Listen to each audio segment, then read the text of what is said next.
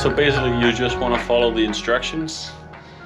If you lose the papers, the manual that you find in the boxes, you throw them out or something with the bubble wrapping, you can download them. Just find the product on SW Motech's website, and down on the downloads there's the manual for instructions on how to install them.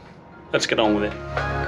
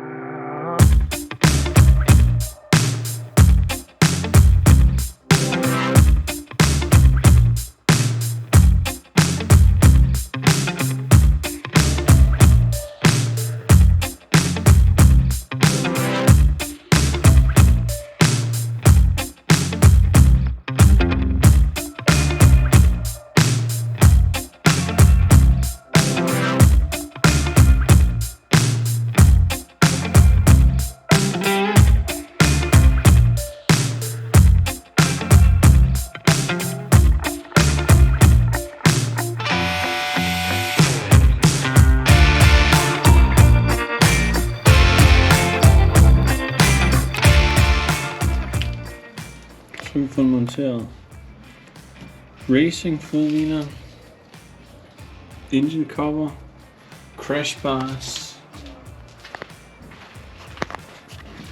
og det samme herom. Her har vi så også fået gearpedalen skiftet på fodliner og den sædes beskyttelse og crash bar. Så mangler vi så begynde på taskerne.